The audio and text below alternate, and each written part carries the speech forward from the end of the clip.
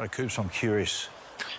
You played in grand finals, 2006, 2007, 2008, 2009. Now, this is 2012. How you feeling at this point? Do you feel like now you're starting to master your craft? Yeah, I reckon 06, 07, 08, I hope to win a grand final. I hope to play well. It took me 3 grand finals to work out how to approach it, and I was lucky enough to win 1 because basically we were a really good team that year.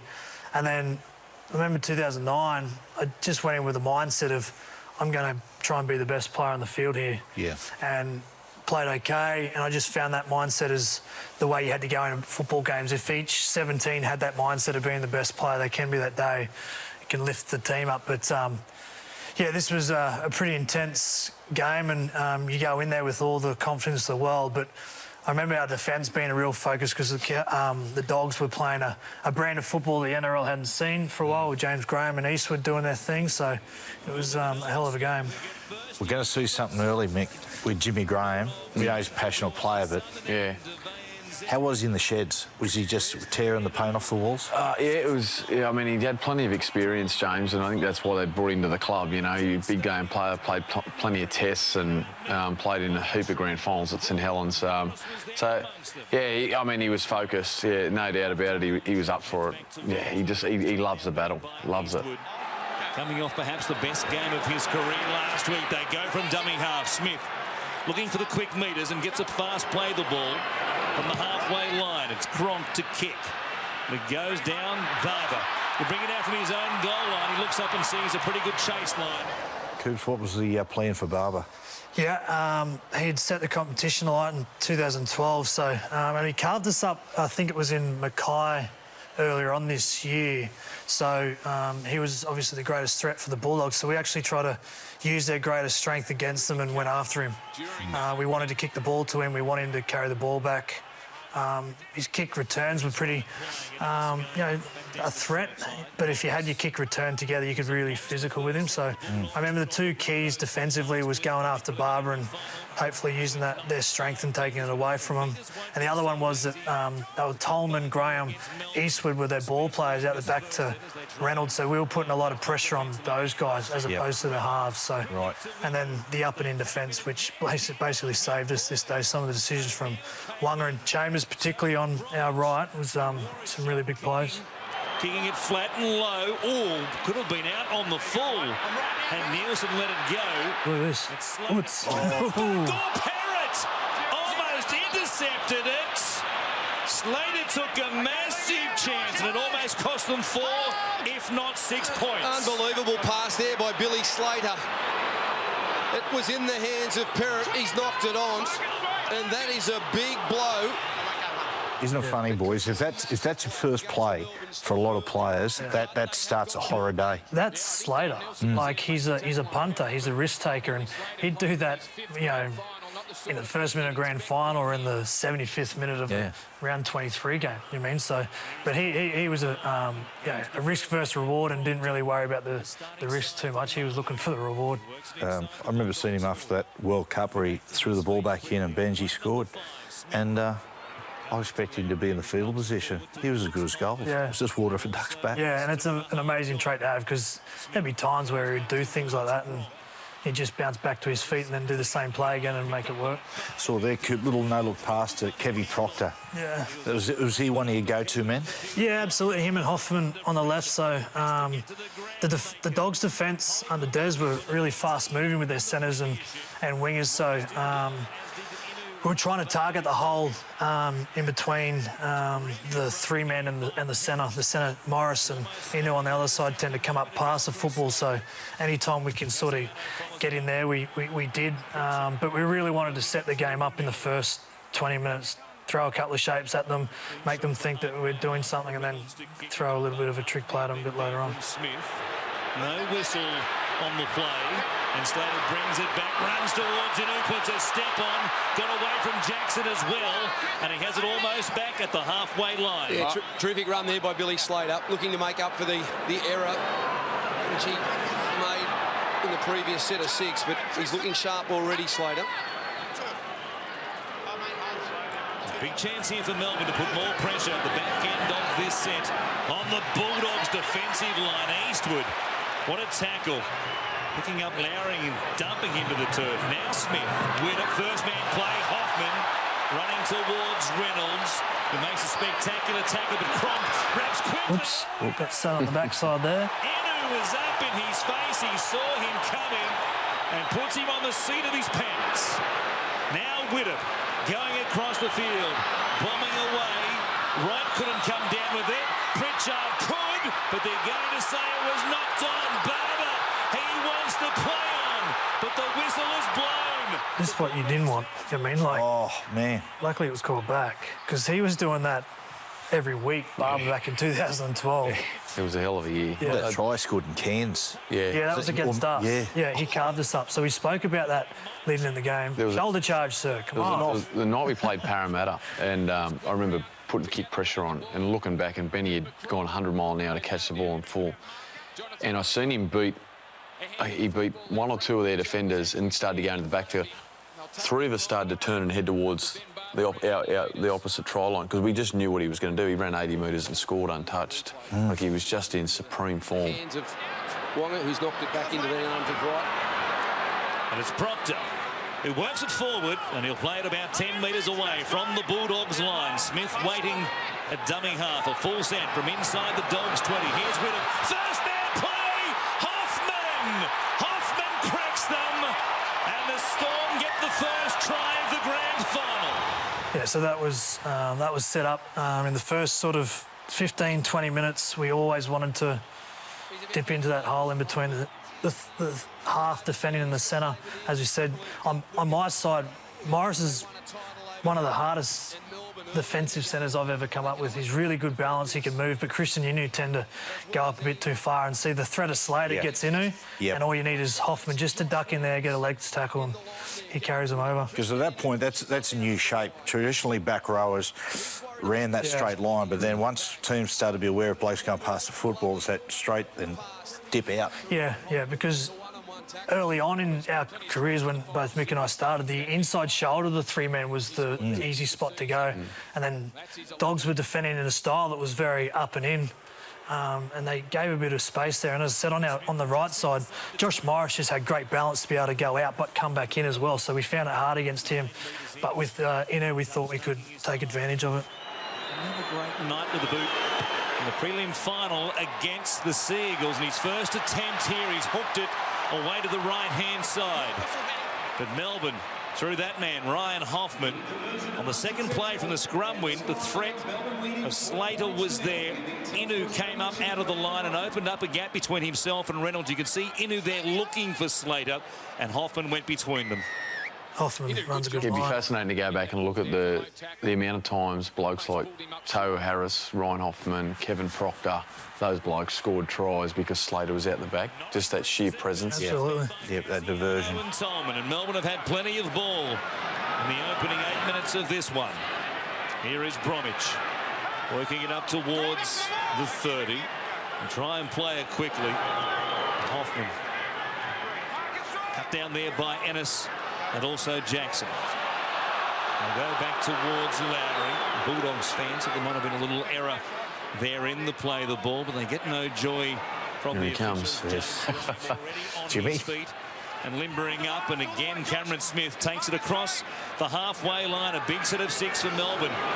Leaders have come pretty easily to them so far. The kick from Cronk going down to Barber, who's missed it, and he touched it as well. It'll be a goal line dropout. Well, the grand final pressure. He's been terrific all year. That's one part of his game that he has fixed up. It's catching the high balls. It was a floating bomb from Cronk. He just never got himself in position, had to reach for it late. And it's been all Melbourne for the opening 9.5 minutes. Here's Hoffman, another good carry. He's had 5 of them so far on the line break for the try. And the 4-0 scoreline. Widdop to Cronk. In his face was Chris Keating. Jumped out of the line in a hurry and got to his man. They're just outside the 20. Here's Widdop. It goes to Proctor, another first. Yeah, so when teams shut you down like that and fast moving, you don't necessarily throw your game plan out, but you just take little mental notes of what they did here and there, and got to redo it and remember 20 minutes later or 30 minutes later that's what they did. Yep. And pick them apart that way. He should not have had to play it. That kick was too big.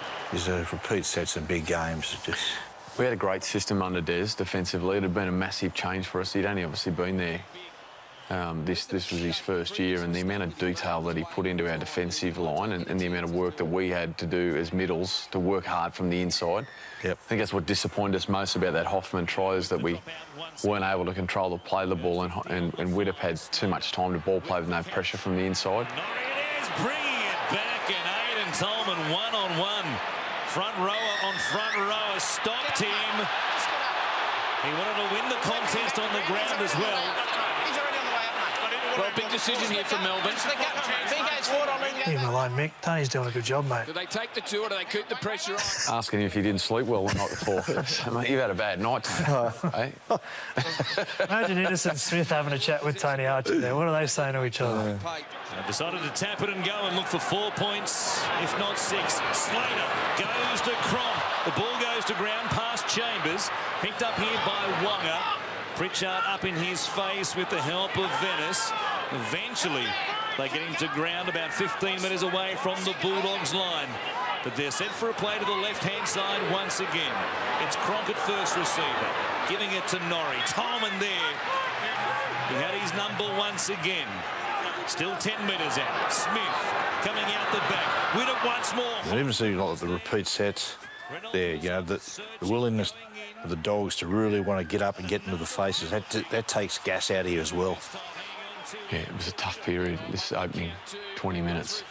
That's the thing, like, you know, that outside in defence is good, but if you don't get even share of possession, it can really take it out of you. What a test for the Dogs' defence. They tap it and go. Lowry it is, only a couple of metres away. The Dogs can't take a trick at the moment.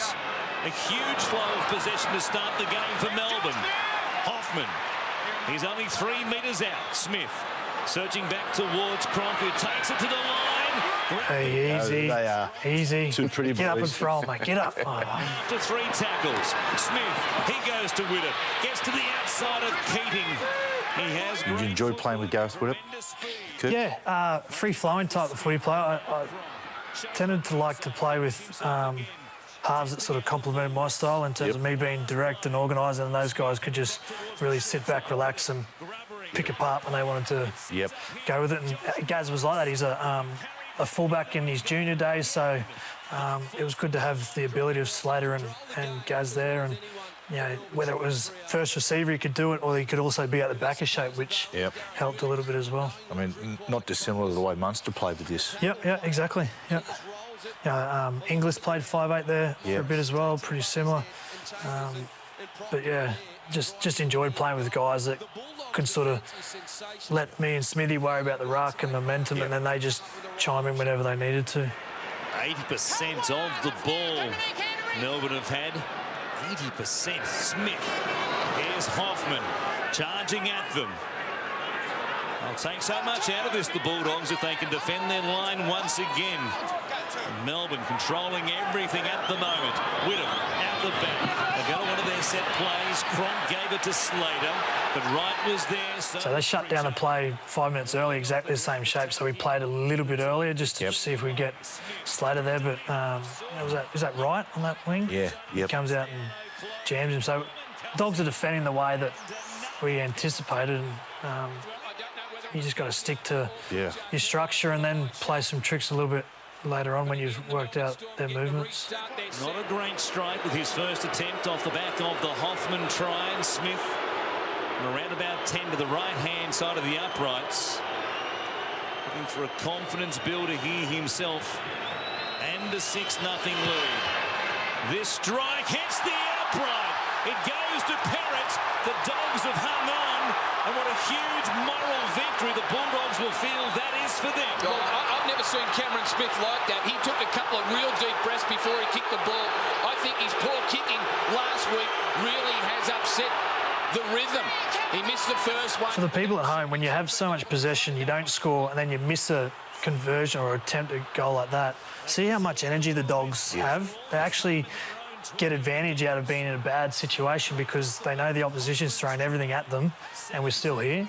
So look at this set. They're around halfway, got out pretty easy, simply off the back of the fact that they got a little bit of a kick out of defending really well. That's an important miss. That can be an important miss as the back three from the Storm are looking to link, but the Bulldogs are getting up in their face.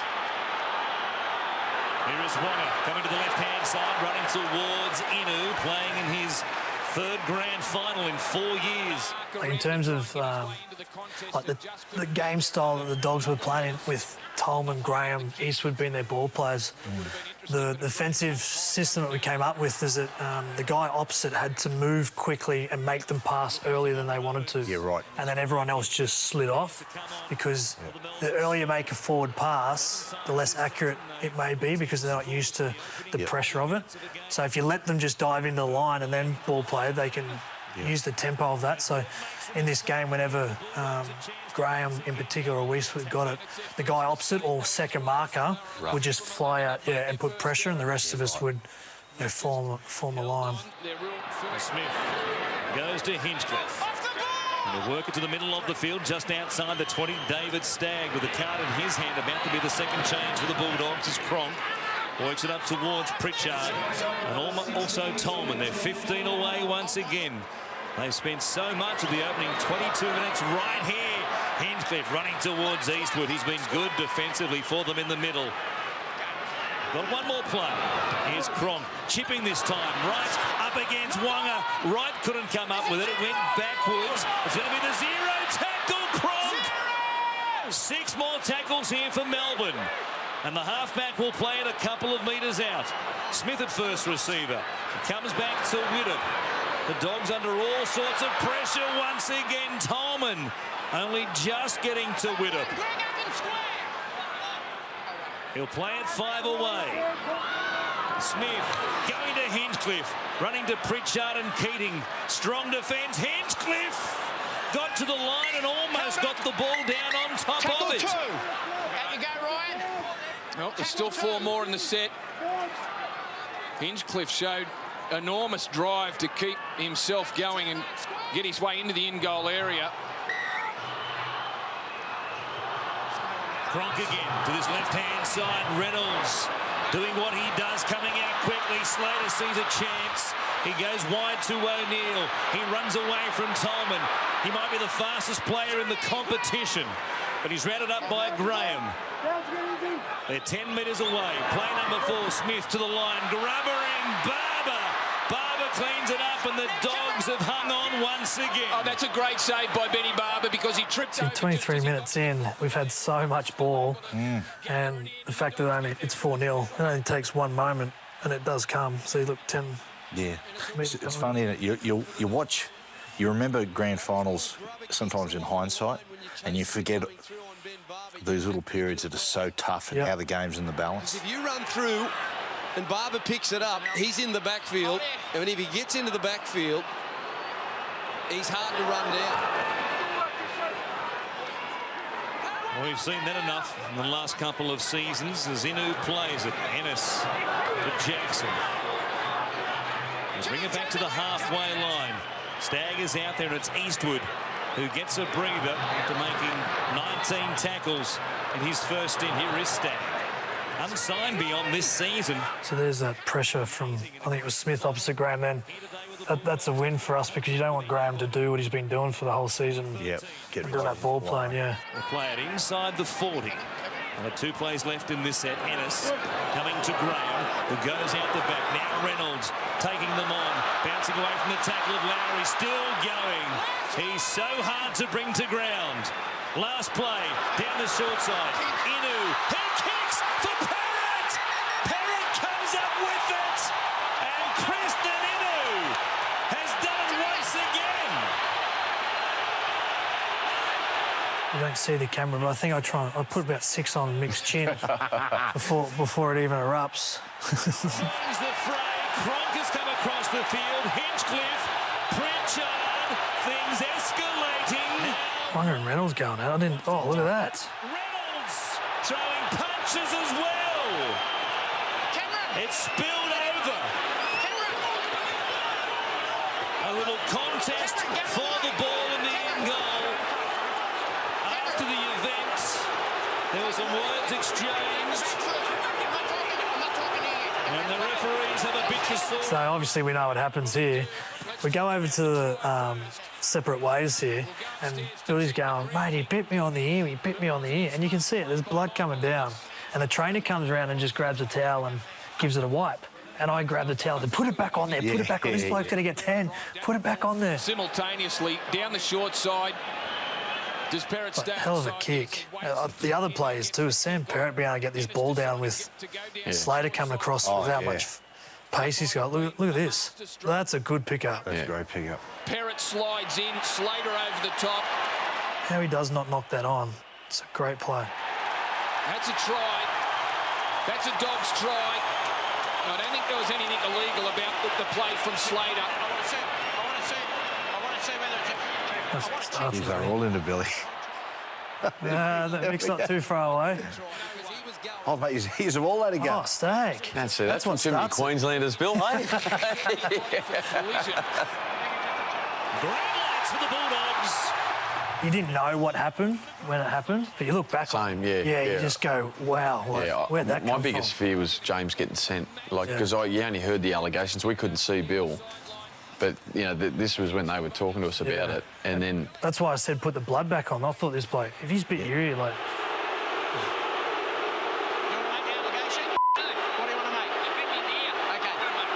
You see the incident? You see the blood on the ear? Everyone seen that? Right, it's on the record. That incident is on report. That's all you can do.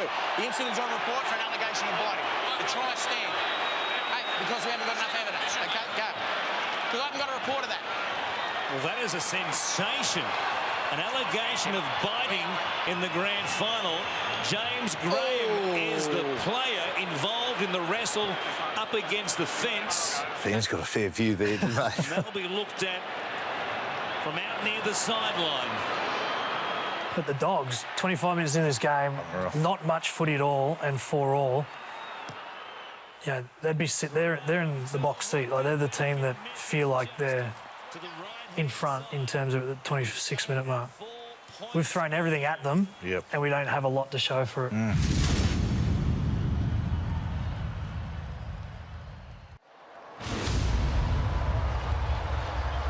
This is a remarkable situation we have now here off the back of that little contest there and a shove by Inu. We set off a chain of events, and this between Graham and Slater, and Billy Slater was adamant that he had been bitten on the left ear and blood had been drawn. Well, the replay didn't look good for James Graham. So, Coops, you're sort of working out, as you said, you sort of feel an opposition, you get an idea of what their tendencies are. Yeah. What have you worked out about the Dogs' their defence now? Yeah, so they're fast-moving, definitely on the edges, and we've played them a few times throughout the year, so you look back on clips, and Josh Morris is a really good defensive centre, so to our left with Inu, we've targeted him a couple of times heading on that out. Yep. And the one thing that does is then puts sort of the three-man defender under pressure. Yep. Like Reynolds wasn't able to carry Hoffman over. So we went into the game knowing that Reynolds loves the physical stuff. He really doesn't like getting beaten up by his opposite back rower. Yep. So we're just working on playing to the outside shoulder of Reynolds in the first bit. Yep. And then we try and move the dial or throw a different shape at him in a couple of minutes' time. Yeah. Okay. It's funny, so you guys sometimes have a success with the shape and then go, right, let's give them the mirror image, let's give them the opposite. Yeah, show them, and then give them something else. 15 metres out, Cronk coming back to Lowry. He goes back to the short side for Proctor. Runs into Stagg and also Pritchard. Play on. Lowry cleans it up. And Keating it is with the help of Morris. They stop him inside the 10 on the last play. Smith feeding it back for Cronk. Contact after the kick. The ball goes to Graham. And Reynolds it is. He has it. Winnett can run. And he tracks him down from behind and forces a mistake. There's another big moment, yeah. Big moment, Yeah. Had Barber looming up on the inside. Now, you blokes love this, Coops. This is like, you blokes can choreograph Yeah. pieces and disguise that. Yeah. The little set pieces. Yeah, so we had a plan going into this game about hitting Hoffman, hitting Proctor, moving on the outside shoulder of the three-man and just pepper that for a little bit. And then we had an option or a trick shot that you're going to see in a minute about looking like that was the play, but then diving someone else into the hole. But it'll come up in this set. The thing about it was Slater's the risk taker, as I said earlier, and I'm the calculated risk guy. I don't really like doing things unless I know the probability of stuff. Yep. So I actually didn't want to do this play. I was conservative in terms of let's just stick to what we were doing. Yep. But Ryan Hoffman was the one that said, look, Reynolds has been smashing me off the ball all day, for 30 minutes. He said, righto, so let's do it. Yeah, right. So here's Hoffman, and he just runs a real outline to get Reynolds interested. Hang ball. Yeah. Yeah, nice. So Cronk on the left-hand side to Slater. What a pass! The big three! The big three have supplied another try for Melbourne. Hang on, mate, hang on. Well, you can only defend your line so many times against the class of Billy Slater, Cooper Cronk and Cameron Smith. It was a beautiful ball by Cooper Cronk. He threw the dummy. So Hoffman said that, trust me, Reynolds will be smashing me. And so the whole idea was to go exactly like we've been doing for the 30 minutes, throw a dummy to Hoffman, duck out. Yep. Reynolds' eyes goes to Hoffman, and then you put Slater into that gap. Let the people know that's a tough pass from you. It's a lot of trust that Billy's going to be got the right timing, right space. And that's again why I probably naturally would have wanted to be conservative. 32 minutes in, all the dogs have got momentum. If I throw a pass like that hits the ground, Reynolds, Barber take it, run the length, then you're sort of questioning what you did. But Billy's always there. Doesn't matter what happens, our relationship. If I turn off my left or turn off my right, I know exactly where he's going to be. And credit to Hoffman, he was the one that ran the line that got Reynolds to come up past the footy and allowed that space to come through. Finally adds an extra 2. And Melbourne, after 33 minutes, lead Canterbury. The Bulldogs 10 points to 4. Watch it again as they came out to the left-hand side, going to the line, holding it up. The defensive line unable to recover after the double pump. And that ball, it's absolutely delightful. Well, the dummy brought Josh Reynolds out. You see that there, like that defence there. Josh had eyes for no one but Hoffy. And you saw that Hoffman ended up on his back, on the ground. Yeah. And when we both got up and looked, Slater had gone through. I think Hoffman was over the moon because he knew he read it and it worked out well. Been a couple of opportunities, Mick, like little turning points. Josh makes that break.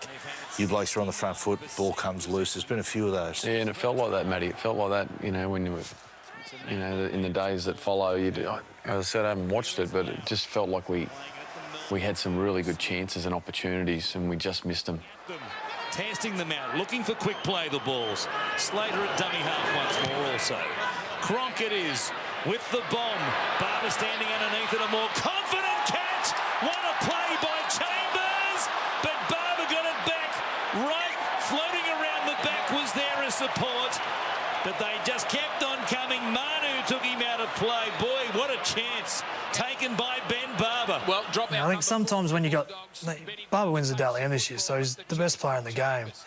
And sometimes when you're coming up against the best player in the game in the grand final, you sort of want to limit their opportunities and stay away from them, but that gives them space. I think you sometimes got to go after them, say, here's the ball coming at us, but we've got a plan to sort of stop you, because if he gets up and running, Mick and the boys are confident. If you can shut him down, Mick and the rest of the guys are like going, OK, we need to move to plan B, plan C. Which is hard to do in big games. Yeah, it is. Hard to do. And also Ennis. They've gone to him and gone to him again. He cracked them once. He plays it 10 away. Smith, flat ball, Hinchcliffe. Tapped there by Stagg, wrapped up by Pritchard. They have one more play. Goes to Cronk, who grubbers this time. Inu, what magic hands he has, and he's been able to stay in the field of play. He can do no wrong, can he? Wasn't that good? And how casual did he do it? Perrott, a good run and a big tackle there from Lowry. In the 10 years previous to this game, say 2002, the type of football you blokes are playing here is vastly different to 2002. It's much more physical and scientific. You know, we're getting about 9 years later after this game. Has the game changed as much, or is it a very similar game, do you think? I feel like this period was really systematic. I felt like it was really structured. Looking back, and I feel like we've come out of that to some degree. I feel like we're starting to break out of that. Yes. And I know we're talking a lot about rule changes at the moment and trying to get rid of certain parts of the game that have been in there for a little while. But, you know, I feel like we're starting to let players play a little on instinct again as well. And Well, I think, Mick, the faster the rucks, it forces you to a little bit, yeah. it's great. Yeah, Yeah. I like the idea of it, but the other thing too is defence has dominated this competition for a long period of time, right? Yes, it has. So no matter how instinctive players get, defence is always going to be the reason why coaches coach and instill in their players, because records show if you want to lift a trophy, you have to be in the top 2-4 defensive teams. So ad lib and instinct can actually, you know, up against a good defensive team, can be a bad option because it rattles you and you don't know what to go to. You don't have a blueprint to fall back on after instinct doesn't work. Yeah, you've got to have some fundamentals, haven't you? You've got to have a You've got to have the balance. Graham, they slow down the play, the ball, and it's Jamin Lowe getting to dummy half. Smith at first receiver, Cronk wider, tipping, Barber's there! What a play! Cooper Cronk for Justin O'Neill. It's a masterclass from some of the best in the business. So the shorter field positions in terms of the passing and that, you can't really kick in behind because they don't come up as far. Yep. So Sam Perrott, we leaned into the finals, we looked at some footage, and Sam Perrott was always on the end of the line where Inu was. And I don't know if it was a defensive system, but Barber was the one that had to cover any kicks, right? Yeah, right. So we opened it up to a wider field position. This is always like options sort of 3-4 down the line, but we're in a position where it allowed us to. So we went for a wide field position. If Perrott had stayed back, I would have played out the back to Billy. Yep. But he came up to a point which allowed it. So Justin O'Neill just needed to be onside, and if I had got the kick in the right spot, it was a contest between the two of them. But say if Barber was there and Perrott dropped back, Justin O'Neill just falls back into line with Billy and we rerun the original play. They've spent so much of this first half at this end of the ground. A strike, what a great one once again. It hooks across the face of the uprights. All right, Smithy. He looked old there. Now he looks real old. The funny thing is, so we come in 14-4 and we're up. We've scored in the last sort of 2 tries in the last 10 minutes to get that ascendancy. But Cameron's had a bad day out with a boot and he's not happy. He walks in last. He wasn't kicking cans, but he was a bit sort of down. And the rest of us were sort of upbeat. So, yeah, we had to sort of get Cameron sort of feeling upbeat about it because he's the captain and the inspirational leader in that regard. So he came to after a bit of a chat.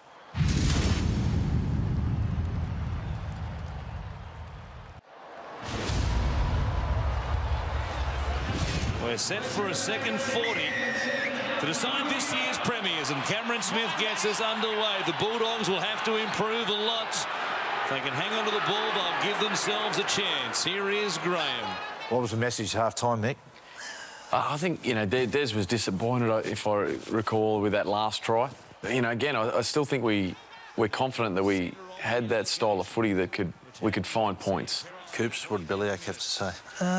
Yeah, I think he was all about defence. So that system of here we go. Look, see Jamin Lowe goes after Cassiano there. So we just really knuckled down to that point. Stay on task with Barber. Don't let him get a sniff at all. And just ride this game out defensively. Okay, so it's about... It's interesting, a 14-4, that's always... We've spoken about this before about, you know, do you hit the accelerator, go after them, or do you just consolidate? No, I think the plays we've done on the attack have sort of worried them and they've worked, so we're going to stick to that plan. Yep. But we're going to really go after them defensively here. That doesn't help to start the second half. That's it. Billy's first touch in the second half. It's... Yeah, like he's won in the first half to start the game, People sort of compliment Billy for his efforts for going after balls and catching and diving. He hasn't changed on the bigger stage. I mean, he's like, most people let that bounce. Yeah. There's not a 40-20 threat or anything, but that's just Bill. Nera with their first touch in this second half. And now Graham has it just a couple of metres away. Gifted possession and field possession off the mistake by Slater. Keating, Barber comes across to Morris. Runs towards Chambers and also Cronk, and they've done a great job on Josh Morris so far in this game. He plays it for Keating. Goes to Pritchard. Wasn't an awkward one or an easy one to handle, and as a result he was set upon by 3 defenders. He plays it. Ennis, he goes wide to Graham. First man play for Jackson, hitting the line hard. Stopped there on a good tackle though by Widdop downstairs. They've got 2 more plays. Ennis goes to Reynolds, gets away from Hoffman, still going, searching for a gap. And Slater takes him to ground a couple of metres away. Here's Ennis feeding it back for Keating. Now he gives it to Barber. An open field on this left-hand side to work in. He grabs for himself. Nervous. One-on-one there with Yeah, Barber. a little bit. Hold your feet. Hold your feet. Some good stuff on both sides there. Yeah. And Coops, you know, they're throwing a lot at you. Yeah. When they're pushing the ball along the line against you both, what is the core principle of the Melbourne Storm defence?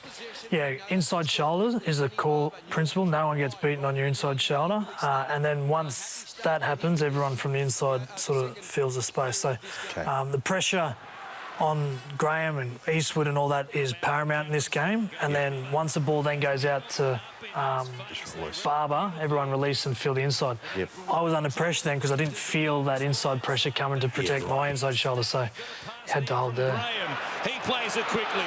Ennis charging at them. Cassiano! He can't find a way through. Hoffman underneath him. Smith was also there. They'll have one more play. Ennis dummying, going himself and getting across the line. Did they hold him up? From where I was standing, I thought that was a try. Yeah. As you feel, you have that moment where your balls went up in your throat. You think, I'm going to score.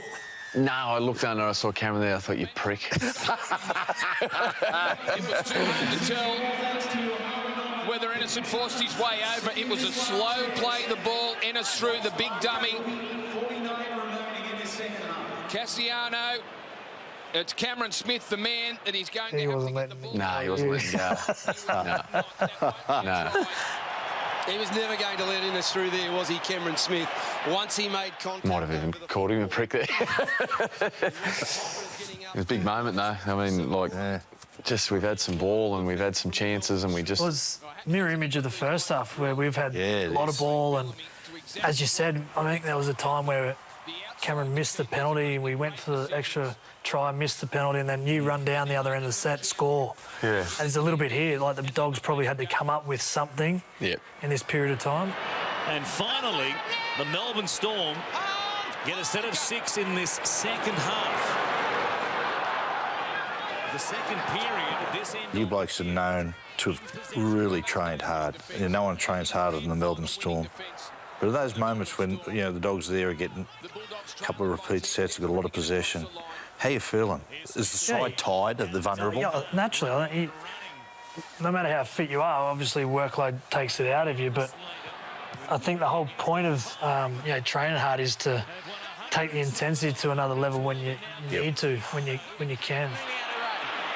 Giving away a penalty, and Cameron Smith might well elect to try and kick a penalty goal.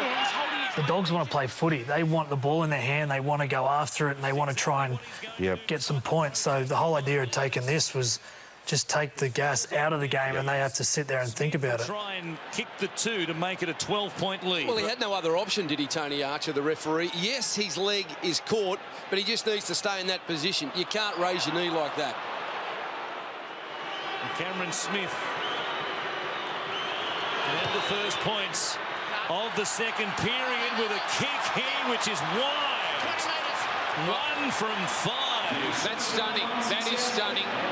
And I don't think Cameron Smith can believe it. It is keeping the Bulldogs in the game. Would you think of giving Garrett Widdop a go? I think I would. It would have to be an option at this point in time, given how poorly Cameron Smith has struck them. Slater bringing it back across the halfway line, playing it for Smith. And you saw the disgust. One of the strengths of Slater that not too many people know about. He knew what every kick the opposition halves would do on every part of the field and knew most likely what would happen. Wow. And he really took it as a challenge to catch every ball on the full. You saw on the start of this half, it actually cost him and us an error, but the amount of times it works and it gets us on the front foot. For not the biggest fullback the game's seen, but just that time of when he wants to go and get it, that the other opposition doesn't get in his face. What was that? Was that experience or was that tape? Tape and experience. I think he realised that in the first part of his career, teams were coming after him physically and trying to unsettle him. And he thought, well, that was particularly on kick chase, and he came up with a way of how do I get back and beat them? Is I get the ball quicker. So he just ended up trying to chase everything and get it before it all happened. So that period too, do you reckon, Coops, where people would kick the ball dead, so he didn't have an impact, that he had to work hard to get to the ball? No. To get himself in the game on those kick returns? Actually, he actually liked that. He liked the fact that teams kicked it out because he thought it was a pat on his back for how good he was. So when he came up against teams that did that, he actually thought that he had the upper hand already. Yeah, right. Jackson to play it. To come to Tolman, he goes out the back for Keating. Here is Barber. He's got Chambers going backwards, and Barber's away. He puts a kick in. Morris chasing through, gets a bounce. He toes it forward. He played at it, and Slater, Billy the Kid, saves the day. That was It ends up being a really clever play from Bill. I don't know if he meant this, but by Morris touching it and propelling it forward and Bill getting hands, it means a knock on. So if Bill just lets Morris catch it, he actually carries him over the line and probably scores. Yeah. So heads up play. It's the one time Barber's been given space. Watching him go, boom, far out. Will Chambers didn't know where he'd gone. He gets the kick away over Slater's head. Morris taps it forward with his boot. It's a high kick. Josh Morris does get a touch to it there.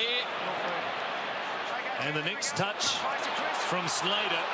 You see Benny Barber there when he just moved, like those great instinctive players. When I played with David Peachy, it amazed me when Peachy would step, he would step into a space that wasn't there yet, but he knew which way a player was about to move. You see that before with Ben. By Slater. I remember we played the Titans in 2016 at Shark Park, and Nene McDonald, they put a kick across field. It got tapped back. Ben came through, scooped it up, and took off into the backfield. Nene McDonald was chasing him, and he just watched the big screen to watch him chasing, and he got closer and closer to McDonald. As McDonald lunged for him, Benny just smiled and swerved his hips. Wow. And he just dived in fresh air. It was unbelievable. Wow. You'd imagine at some stage a kick in behind the line might be coming from the Bulldogs, but they can't afford to kick away possession here. But they're still coming, They're still coming, the Bulldogs. The Tolman it is to play it 30 away from the Melbourne line. Graham for Keating. Graham was hit after he passed, and he's still on the ground on his haunches. Keating playing it. Eastwood gives it to Finucane. He tries to find the ground quickly, but is unable to do so in an effective tackle by the Storm. Tolman going wide. Here's Jackson, wrapped up in a one-on-one tackle there by Widdop. Last play, Tolman has to rush to dummy half. As a result, it was an awkward pass for Barber. The kick, not a bad one. Right tapping it back on the inside. He knocked it forward. Eastwood was there to plant it down. They want to check, but it looked like a knock-on. It's a knock-on, mate. Well, it did, but we'll go upstairs. Did he knock it back and it bounced forward? I would say that's a knock-on there from Jonathan Wright. Camera perfectly positioned there, and it's gone half a yard forward. At this point, Coop, 15 to go. And Mick, you as well. Sports psychologists say, yeah, don't just go and play, don't worry about the clock, but are you watching the clock? I'm not.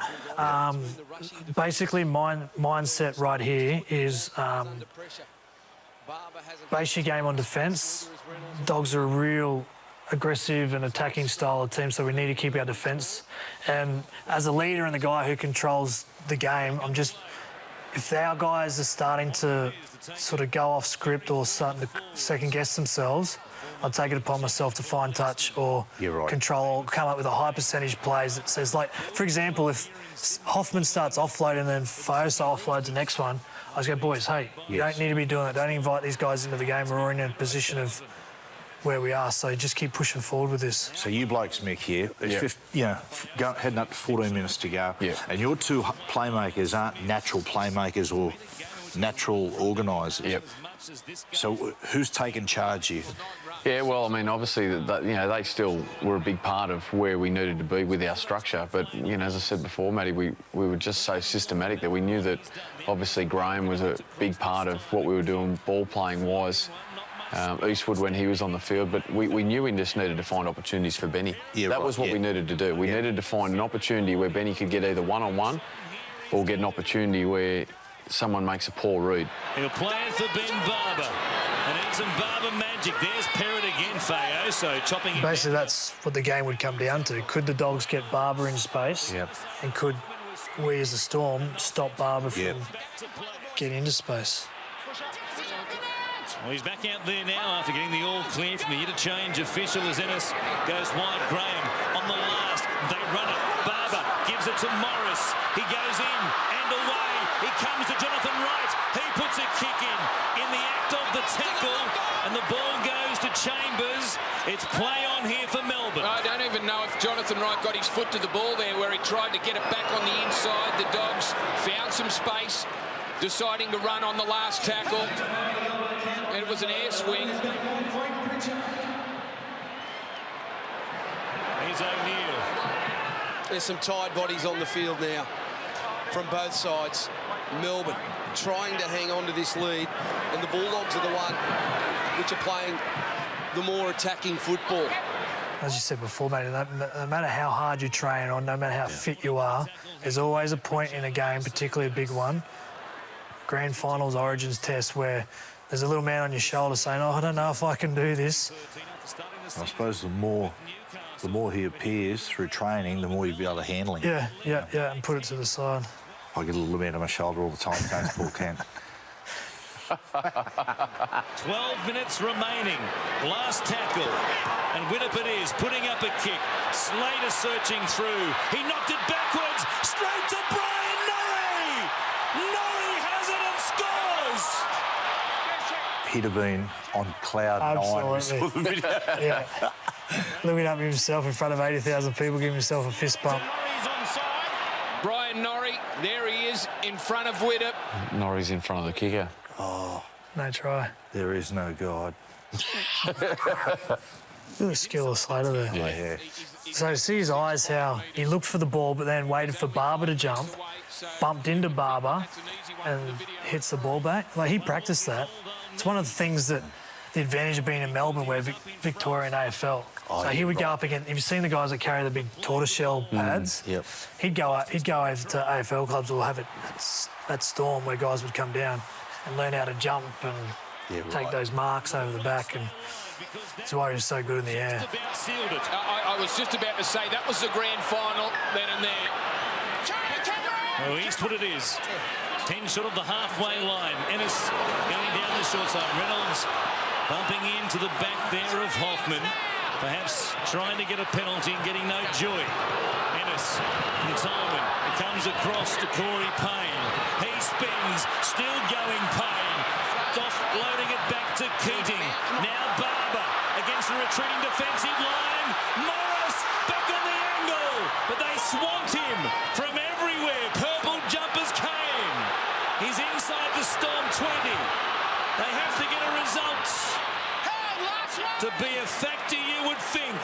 They have one more play in this set. Perhaps it's all or nothing right here. Keating to Barber, who goes wide. Morris dumps it over the back to Wright. He puts a kick in. Over Slater's head. The kick is too big. Well, they were desperate for another set. That's the balance of off-the-cuff playing in your foot, you know what I mean? Yep. Like, is everyone on the same page? And it can lead to sort of disconnection and guys going on their own. And when you're playing off the cuff too, I reckon a lot of times your adrenaline starts pumping through the roof leads to impetuous kicks. And adrenaline and off the cuff, you don't really think about who's around you. You just think yourself, what can I do? Yep. Whereas sometimes, footy, you can actually use the advantages of a centre or a back row or inside support to create for you. The Bulldogs have thrown everything at the Melbourne Storm, and they have been relentless. This is the best defence I think you will ever watch. Here's Lowry playing it. He comes back to Cecil Wonga. A storming game on the right wing for Melbourne. Here's Smith giving it to Widdop. Almost away they were through the Englishman. Last tackle, Smith kicking from inside the 40. Just hoofing it down the field. It's all they had to do. They got to their kick. 3 minutes and 15 seconds remaining. Barber's away. He goes towards Widdop, who makes the tackle at the halfway line. Craig Bellamy can't watch. Inu gives it to Payne. Eastwood. He comes to Ennis. They search left. Knocked down again by Cecil Wonga. That'll use up some precious seconds on the clock. Is that Kevy, just calm down, coach. just when the Bulldogs had the numbers on the outside? Craig Bellamy, Kevy Walters looking on. Both You these still like that, Bill's Mate, not? that's what we say when you get older, you're more pessimistic. For all intents and purposes, it's all over. Yeah. But he's still barking. It's actually what makes Craig Bellamy who he is and how great he is, because it doesn't really matter what is the next day or the day after. He genuinely focuses on what he can do then and now, and what he has to get right next. Yep, right. Not what Yeah. may happen in the future. Reynolds to the outside. One last chance for the Bulldogs. He was almost away. He'll play it quickly, looking for a penalty. Inu goes from dummy half. He keeps it alive. Ennis tracking back towards the middle, giving it to Eastwood. They simply have to score right here. He goes inside the 20. Smith hanging on. Just over 2 minutes remaining. Here's Cassiano. Wide, giving it to Pritchard. Chambers. He's been outstanding also. They play it for Barber. Tolman, quick hands. Payne. They tried. He kicks Payne. Coming back. O'Neill cleans it up. He brings it back. Corey Payne's kicking, you run out of options. It's a horrible feeling. Oh, This point in time in a grand final, yeah. There's not a hole you can dig deep enough. look at Craig, he's still on the edge of his seat. Yeah. Well, the party really has started now. Craig Bellamy still beside himself in the coach's box. Manu charging in his last game with the Melbourne Storm. He'll play it. Smith from dummy half, as cool as ever.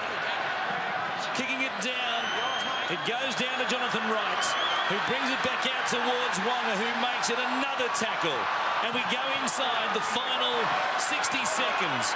Morris searching for a way through, but there have been no gaps. No defensive mistakes by Melbourne tonight. They've been outstanding, and the only try they conceded was off the kick by Inu for Parrott. Here's Payne, giving it to Reynolds, heading towards the outside. Parrott it is. Inu on his outside. Barber on the inside. He cuts towards the wing. He gives it to Inu. He kicks. Slater takes it out of play, and now you can start the party. They know they've got this one. They won't bother with the scrum. What an effort it has been. Melbourne are the premiers, and this time it's for keeps. The champions, the Melbourne Storm. Are all grand finals, Coops, are they all the same? Are they like your kids, or do you have favourites? Nah, they're all the same. I think maybe the younger ones, like the one when you win early in the first one because you've never experienced before, you think it's the best day of your life, and you carry on like a lunatic would at 22 and party for about a month. But when you get older, it sort of, I think you respect it more for what goes into it, the people you spend time with, the effort of other people, as opposed to being pretty selfish about the ring on your finger and going to the pub, getting free drinks for the next month when you're 22. Well, Mex, your turn to go into purgatory for a while. All's fair in love and war. Yeah. Right, boys. That'll do us.